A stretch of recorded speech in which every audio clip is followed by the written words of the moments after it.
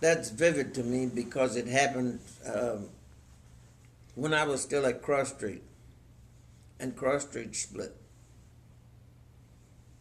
K. David Cole went with one group, and I stayed with this group over here. And K. David was trained in their schools and all. After we both got out in pastorate and involved in the life of the church, I was able to talk to him, and he came back as part of the main body and was very, very prominent in the Christian church, Disciples of Christ.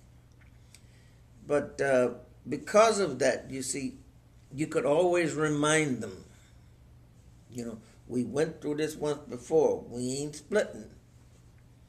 We just gonna have to stay here and hammer it out. And stick it out. That's right. Right. And Yeah. Because you didn't want to go down that road again. no, that didn't help us at all. And you could reach agreement on that fact. That's right. Yeah, everybody would say, no, we ain't splitting up anymore. Right. So that's kind of the way. The other way was, I think I was able to understand where the majority of the group wanted to go. And therefore I had to represent that. And sometimes it seemed like I was the only one who was representing that position. But I knew that those who were behind me held that position. And unlike many times when we were negotiating, like with the United Society, is that they had to go back and get together on where are we and what do we really want to do. We came, when we were merging the convention with the United Society, it was agreed that they didn't have space in the building for our office. And therefore we got an office down on Indiana Avenue. But then they realized after we got the office down on Indiana Avenue, that didn't make any sense at all for us to be merged, and part of us is down there and the other part's up here. So somehow space then became available for us in the building. So there's a lot of little things like that happened. We had a very good negotiator in S.S. Myers. S.S. Myers was the pastor of our church at Kansas City, and who had been realtor for umpteen years and was good at negotiating things for us. And he was the one who was the big spokesperson. My job was to think through this. And then this is where we come out. Tied to the National Convention is that we were left a property by Preston Taylor. All of his properties in Nashville were left to the National Christian Missionary Convention. And for a while they were a burden to us. But we hung on to them. And as a result, we still have the Greenwood Cemetery now. All of the other property we disposed of. Did that include the funeral home? Yeah, no, she got rid of the funeral home before we got it. She did. Yes. Okay. It would have been nice if we had had it. But you see, she was in the first position as heir. And she was running things terribly. And as a result, she lost the funeral home. But she did not get rid of the other properties. That was this Greenwood Park property. We sold that and got some money out of it. A couple of other properties. And the resources from that are in the Church Finance Council. I don't mean Finance Council, Christian Church Foundation. Yeah, on behalf of the convention. The cemetery we have kept and been able to successfully run it. It is, we have purchased 2 other properties.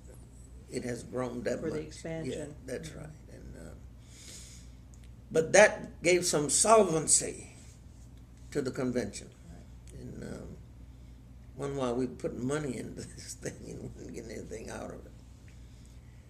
Now that I was tied up with that for many years until about, I think, 3 or 4 years ago. I decided, look, somebody else has to do it.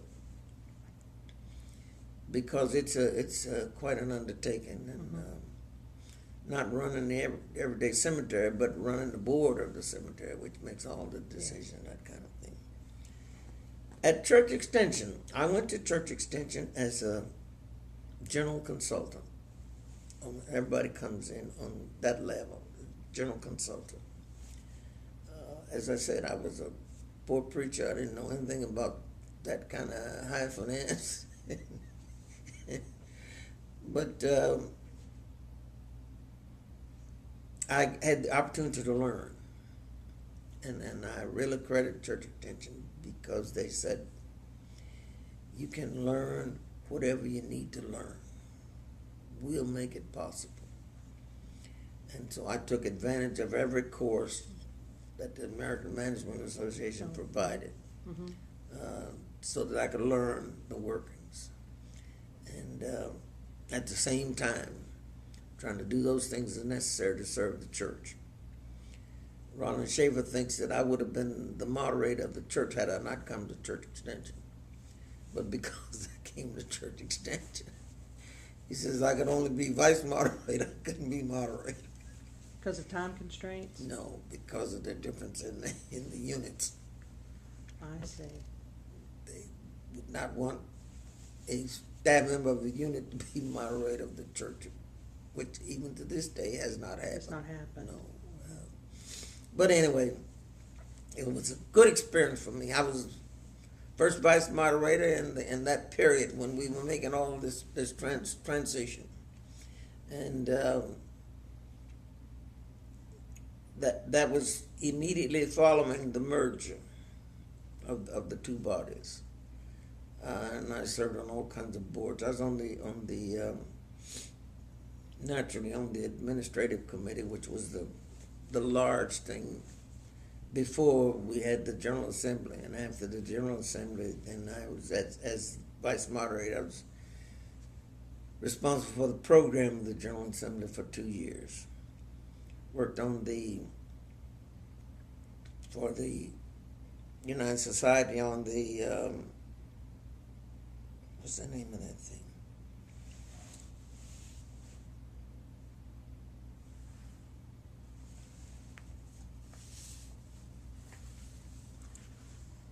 Oh, the chairman of the Urban Task Force. Yes. All right.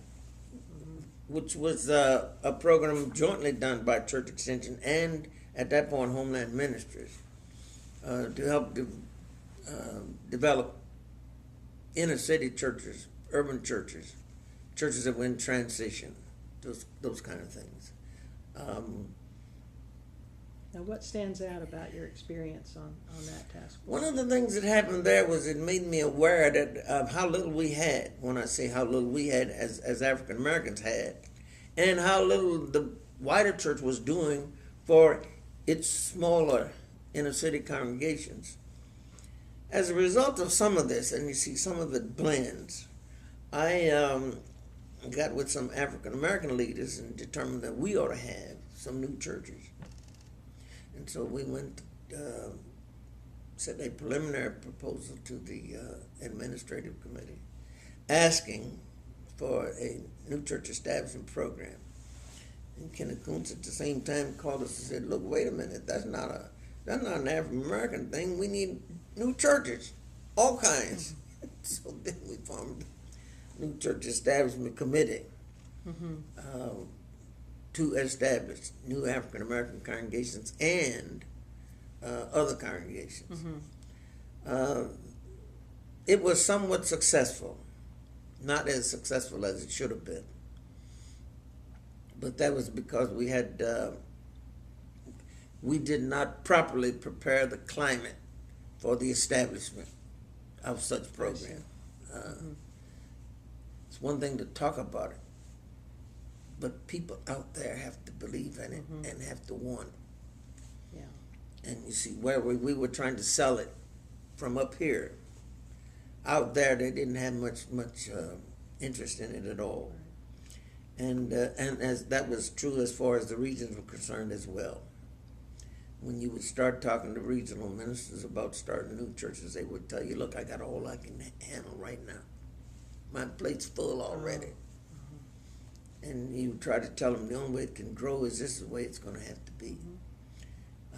The other kind of thing that we did was we established a new church. Let's see, I was trying to think of the name of it. New church program. Wherein that was when we first got called Jim Powell to the church extension staff as the new church staff person. That was, like I said, that was moderately successful, but we didn't work at it well enough. My experience at BCE was helpful to me because it provided the clout that I needed to get things done. Yeah. That, I'm from BCE. And, if you want this money, you got to talk to me. like it or not, but that's the way it happened. And so you do it. As well as I got a lot of opportunities through church extension that I would not have had otherwise. I had the privilege of going to Israel as a part of another program where we took, I think, 25 people on this meeting to Israel, where the architectural group was dealing with sacred space. Oh, right. And church extension provided scholarships to all these persons so that they could go.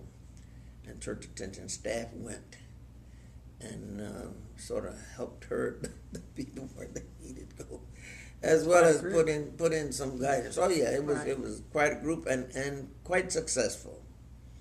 It gave you an opportunity to see churches function in other settings than in the United States. One of my most difficult experiences there was trying to understand how that people who had little or nothing wanted these ornate, elaborate buildings. It just didn't make sense to me that you are living in poverty.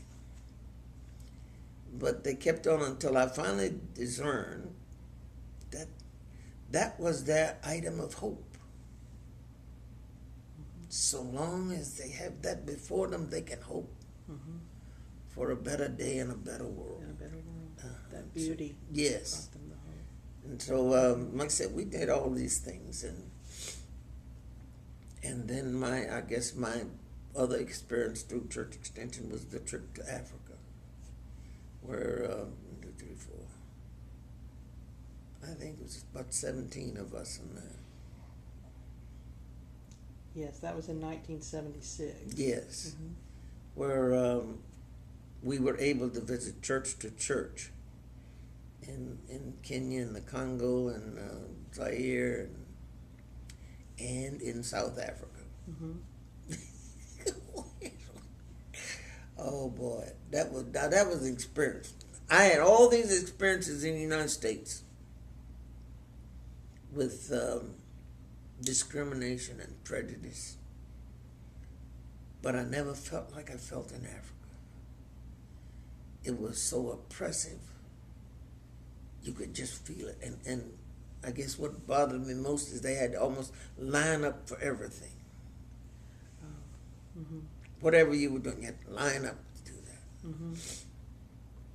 And then I got by the good graces of one of their white pastors, I got to go to Soweto. Oh, really? They did not allow outsiders in Soweto. But since I was black and another fellow was black, he said, no problem getting us in there. And he was working with young people in Soweto. So he took us in there and we went in and got out. But boy, it's a depressing day. So you could just feel it. You could feel it, and in Soweto, you could. That was a smell that was there that, like I said, just to me, it was just a very oppressive smell. And then here you are trying to talk with these folks about Christ. Right. And of course, then I got to thinking about, well, that's what I've been doing all my life. Talking to folks just like this about Christ. But like I said, it was good to see the other kinds of things that people believe. We went to a place in South Africa that was built as a monument to the Boer Wars. And they had built it in such a way that on the day that they won the war, the light would shine through a hole in the ceiling and fall right on the monument. Oh my goodness. Oh yes, it was terrible. Oh. But from the white South Africans' point of view, it was a glorious. It was a triumph. Oh to them. yes, And they still felt that. Yes. In the 1970s. Yes, and they had the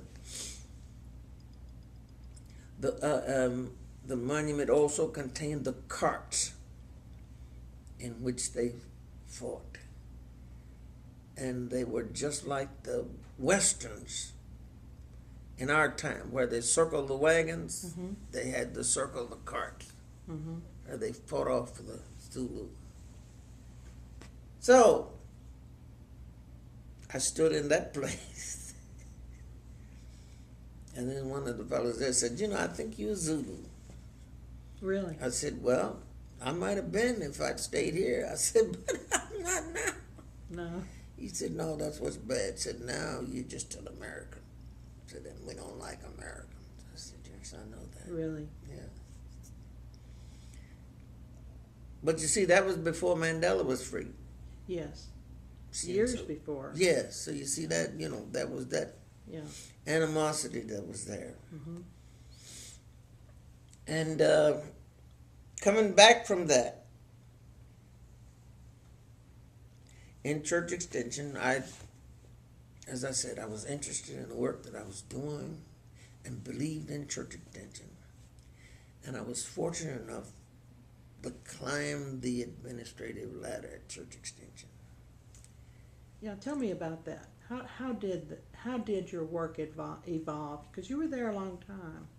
I was there 21 years. 21 years. Yes. Well, when I first went there, I was basically serving African American churches. The need was there, and I was the only person who could really work with them.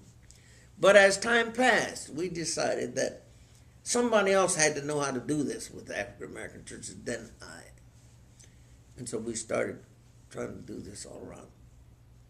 By doing that then, by the same token, then I needed to know how to work with these Anglo congregations. And so my work started being assigned to them. And that was what I was talking about the clout. Right. I was at a little church down in Mississippi, a white church. Got in there and the preacher called the meeting to order. And the old man stood up in the back and said, I want to know what he's doing here. And of course the preacher was very good. He said, he's here because he knows more about what we're going to do than anybody else in this building. I just want to know. Really? Oh, I had several of those kinds of experiences. Of those encounters. Yeah, but excuse me, I had been prepared. As I told you, I grew up in a church that was segregated. I did not know that the Christian church was white until I was almost an adult. In my second year with Drake, I went home for the summer.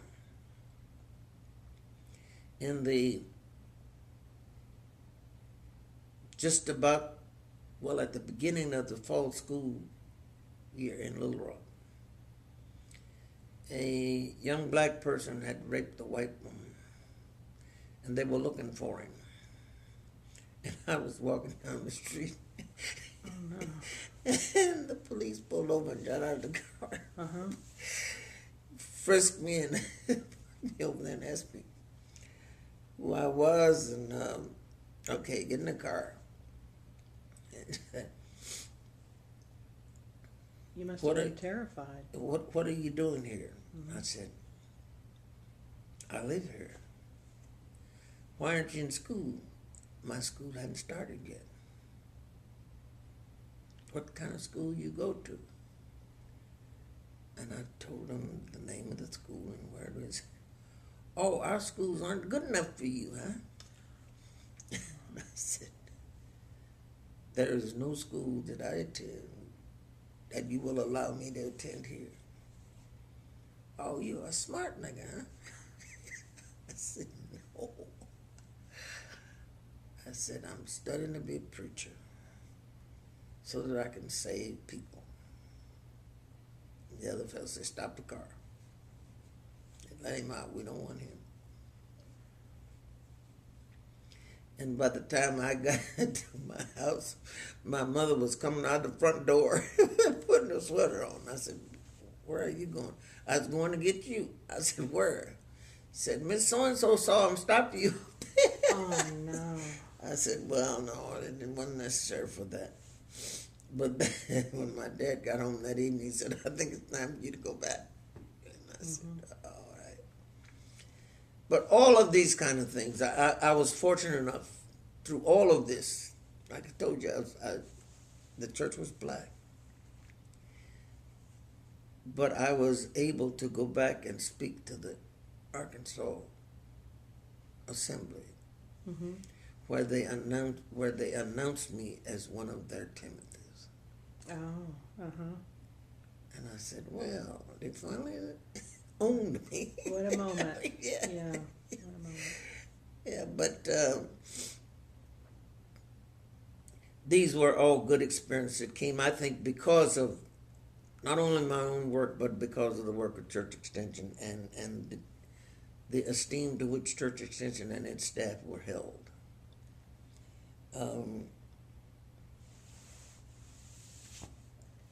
Would you say that, I'm trying not to make this a leading question. Did you encounter any, what you might call institutional racism at Disciple Center? Just kind of inadvertent, internalized racism? I guess the easiest way to say that, but just by people not seeing you. I'm here, I've been here, so forth and so on, but, you get to talking about things and, people talk as if I'm not even there. And I have to say, wait a minute, I'm here.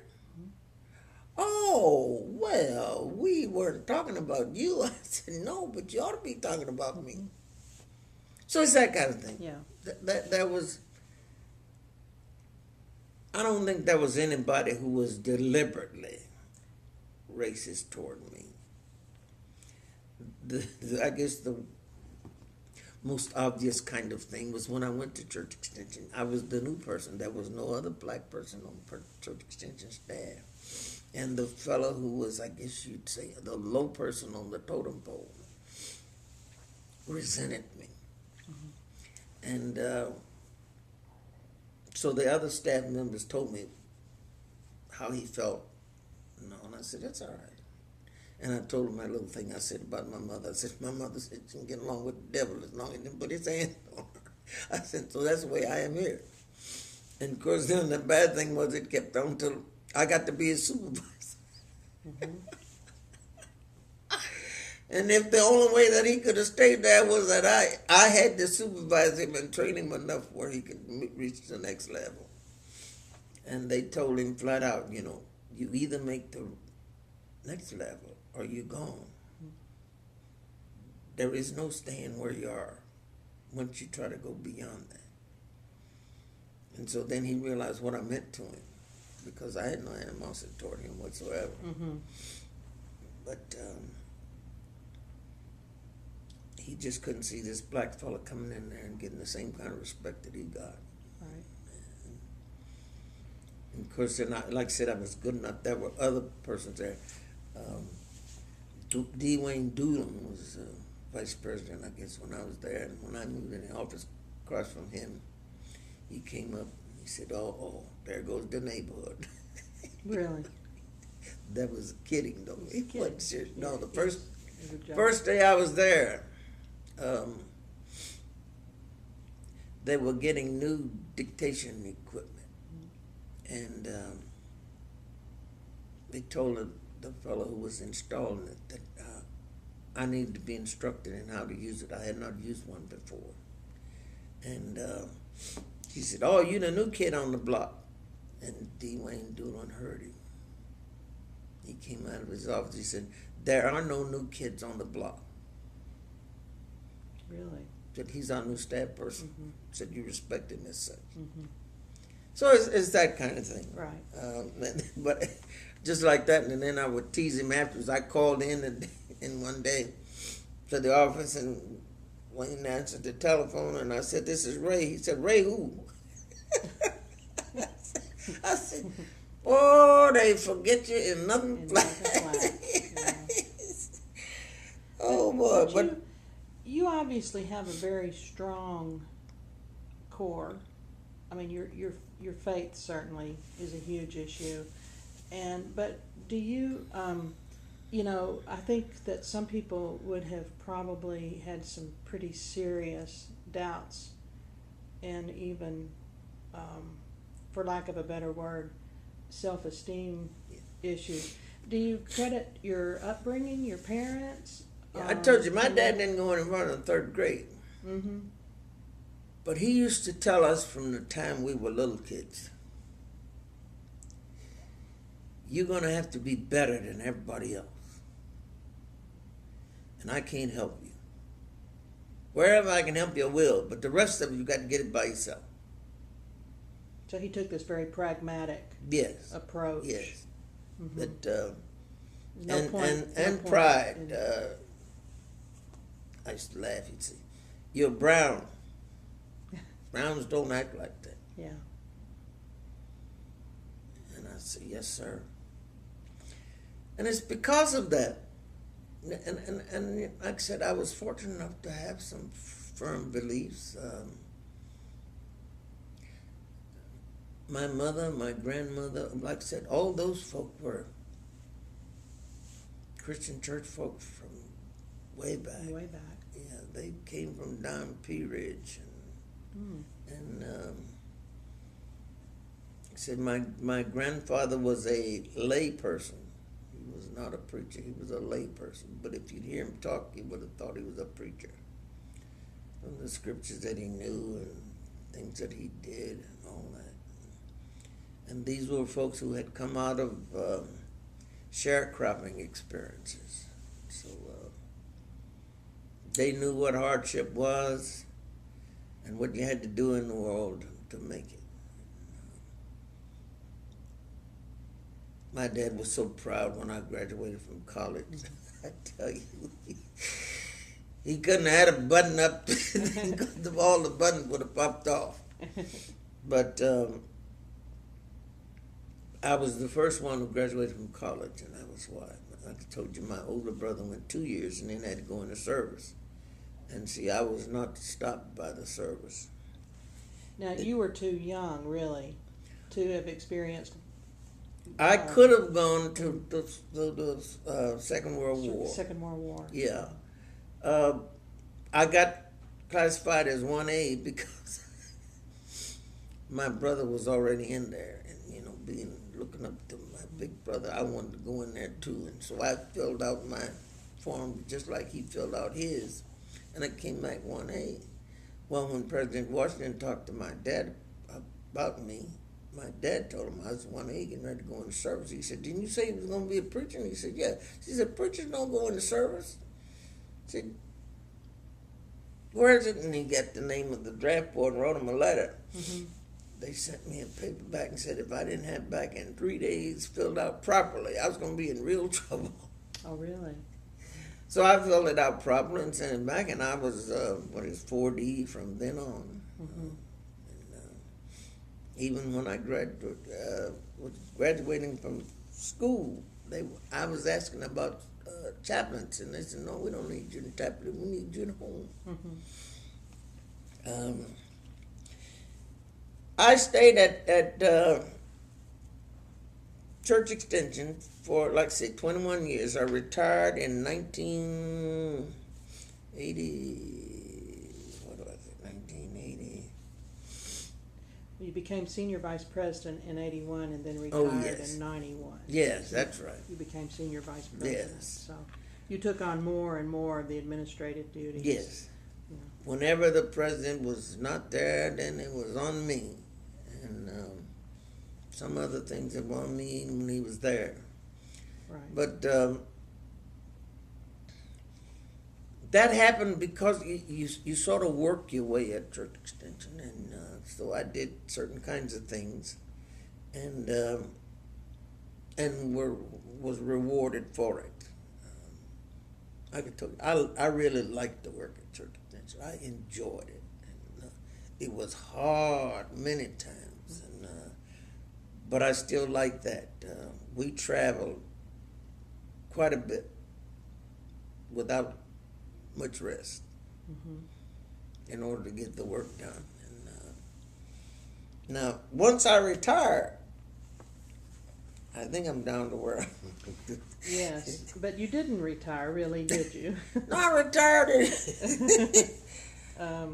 I retired. Let's say '91, and then. and then I started doing interims.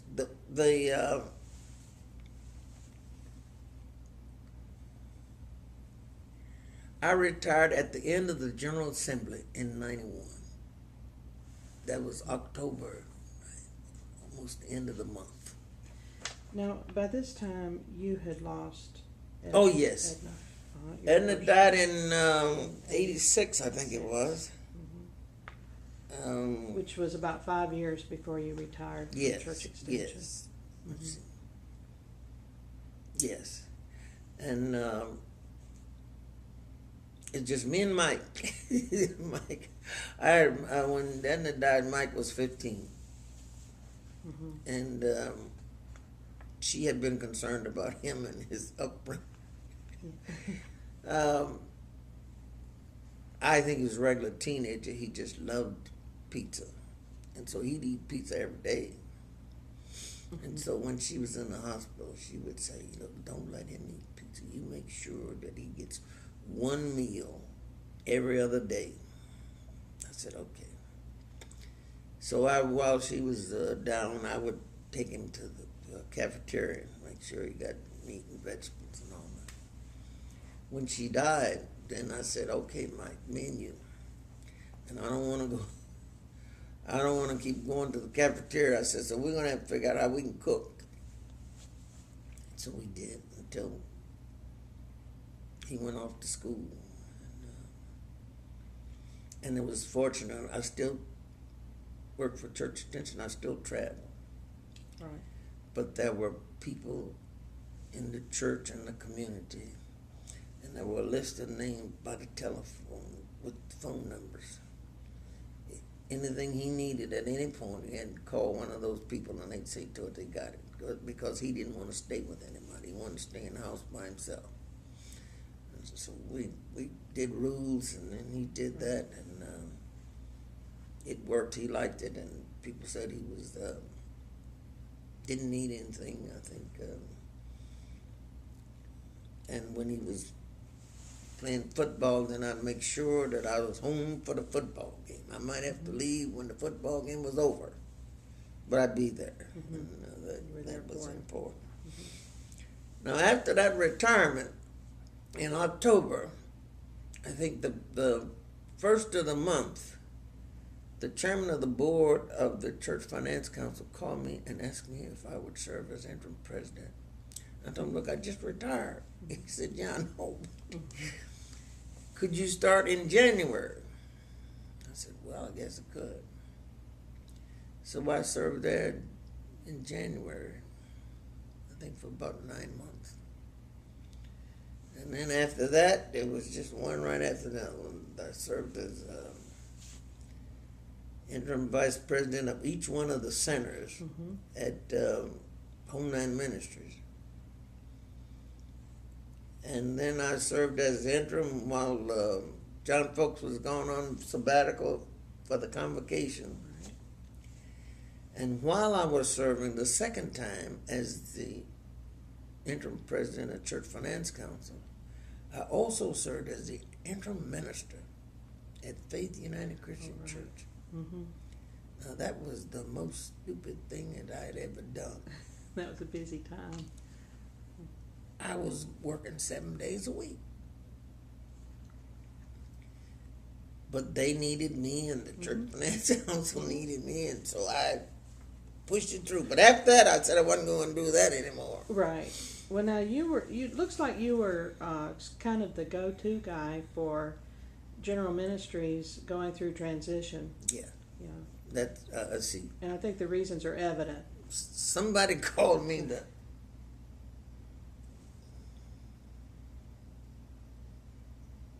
Oh, I'm trying to think of what the name was. Can you think of it? Yeah. Interim du jour. Yeah. That's great. Yeah. But, almost soon as something would happen, the telephone would ring and they want to know, can you do this? And I'd say, well, I guess I can. And so I served in those capacities. I think partly because people felt like that it would not skip a beat if I were there. And therefore, when the next person came, there wasn't a big gap that they'd have to make up. So I did it until I finally did the presidency of Homeland Ministries. That was the last one. Now, I think that was 2 years. But now, a few years before that, you had met Suzanne. Oh yeah, but let's don't miss that. No, that looks like a pretty big. That was event. that was. Let's see. Was that when you were at Homeland Ministries? No, that was before that. Before that. Yeah, I let's see. I retired in. See, I'm not good with dates, so I have to look. You retired in 91. I retired in 91. I was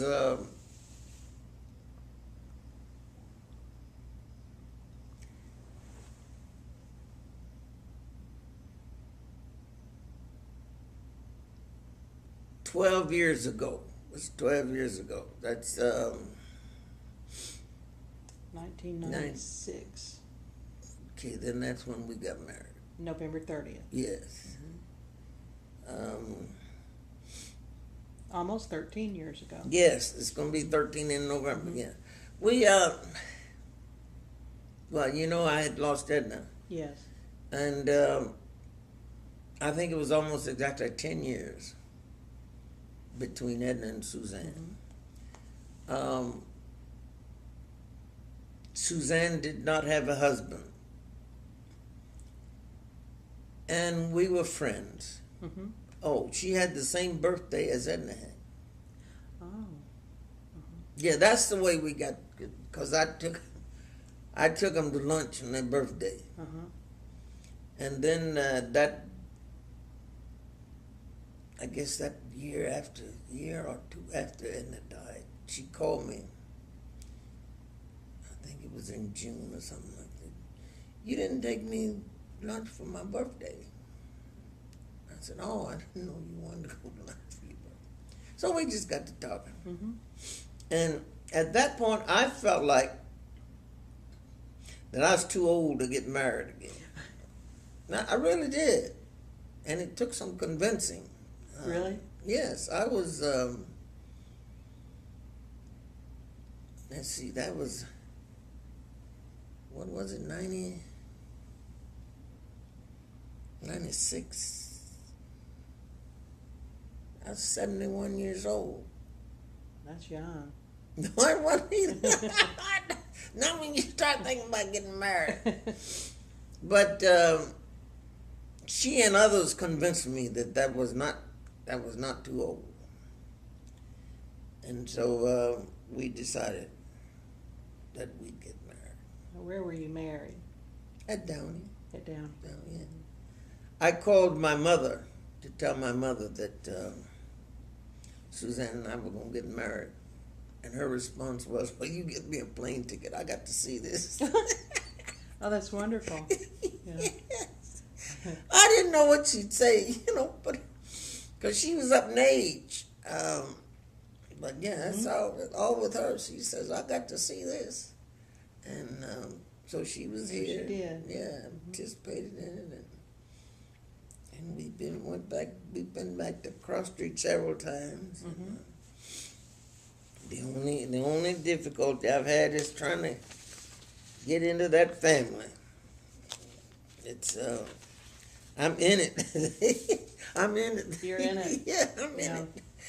They'll get used to it one of these days. Well, it sounds like you feel there's been some progress on that front. Oh yes, we're working on it. Mm-hmm. And currently, you got these awards and things, and you say we continue to be active in the work of the Christian church. I convene a nurture and certification team for both licensed and student ministers for the region of Indiana. And I've done that quite a little while. It's a work that I very much like, helping young people discover whether or not they are called for the ministry and suited for the ministry. That's wonderful. And you have a lot you can bring to that. yeah, and Suzanne's on one as well. Mm-hmm. But I like that. What do you think is the future of the Disciples of Christ?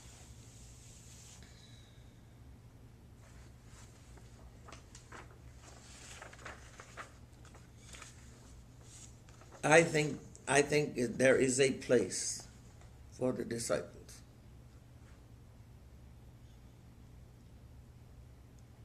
My fear is that we who are leaders in the disciple church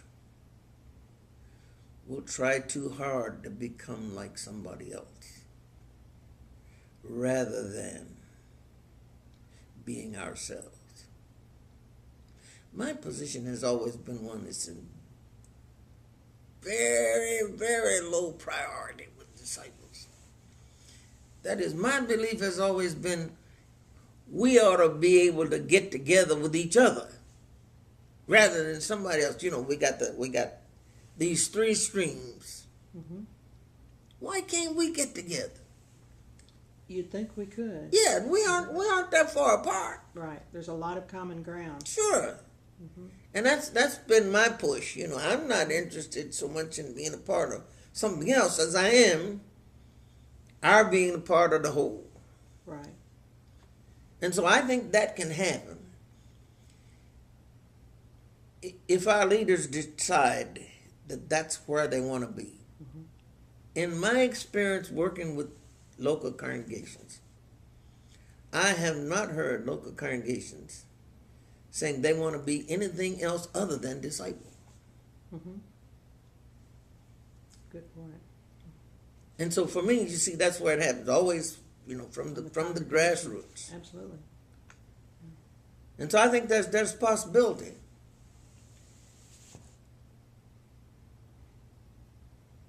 I am not sure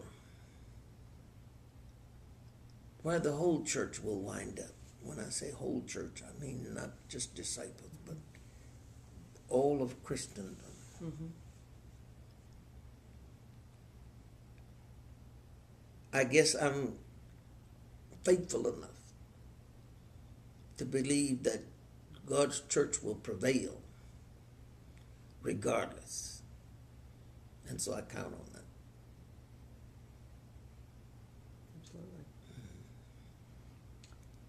Absolutely. Now you're a preacher. You're still a preacher in spite That's of right. all the other things that you've Yes, done. yes. How would you describe your preaching style? I'm not good. Oh, I doubt that. Oh, And do you have favorite texts I'm that you like to use? I'm not a.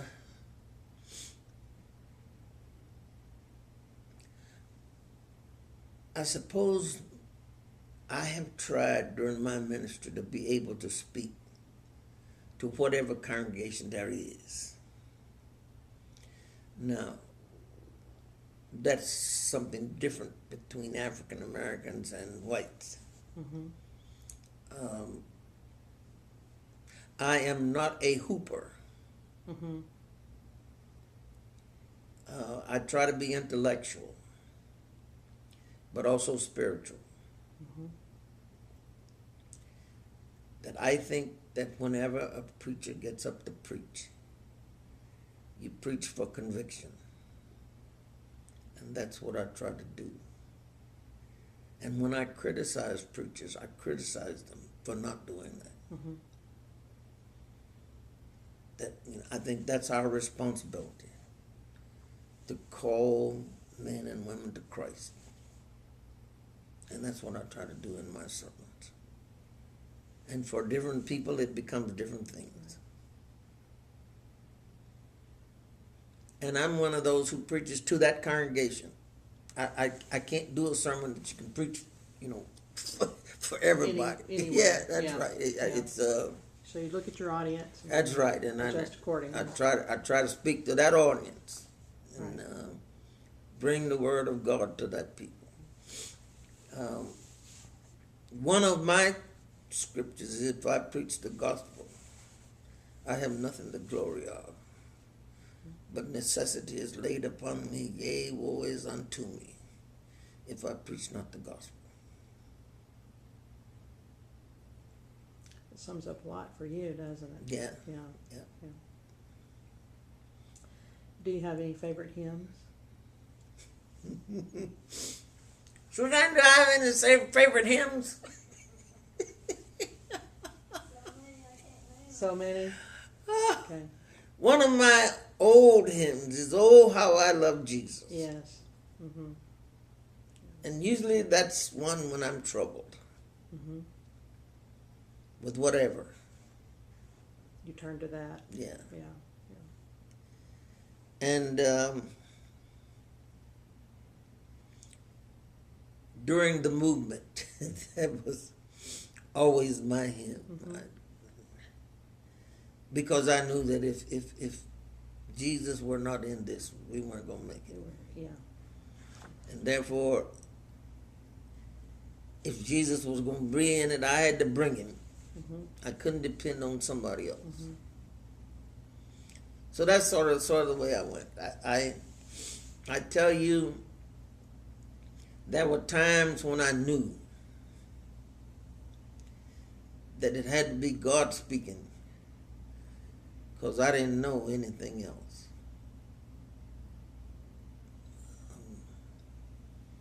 Did you ever resist it, Preaching? or God speaking, and what He was telling you? No, I don't think so. I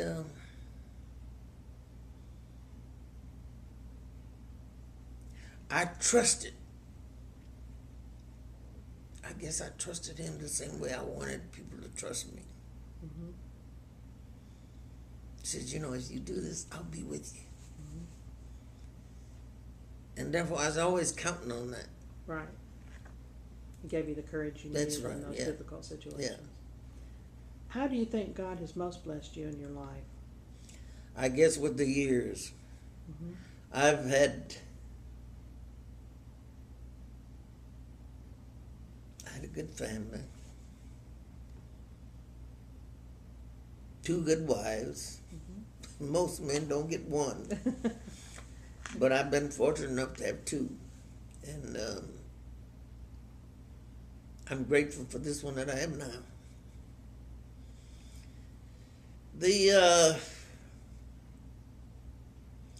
I guess the kind of thing that my dad was afraid of When I was a kid, I had an awful temper. Mm-hmm. That's why he wouldn't let me go to Jarvis that first time. Oh, really? He said, they'll send you home within a week. But that God blessed me to master that. And there were times when I could have lost it, but I didn't. And like I said, I've stood in some places before some exceedingly powerful people, and I've been able to say what need to be said only because I think it was God blessing me.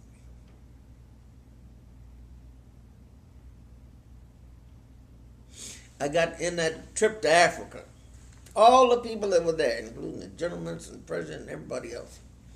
And we got to church in Kenya on a Sunday where they spoke Swahili. Mm-hmm.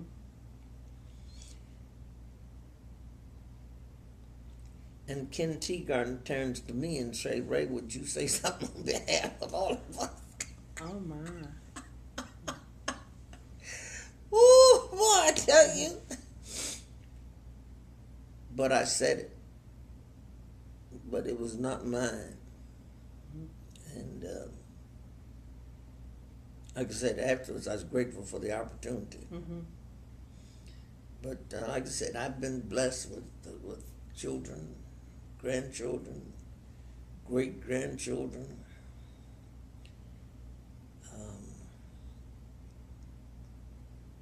Like I said, it's been a good journey. It's been a good journey. Yeah. Yeah. Well, you have told us a powerful story today of your life in the service of God, and I really appreciate you spending the time with us to share it. Glad to do it. Thank you.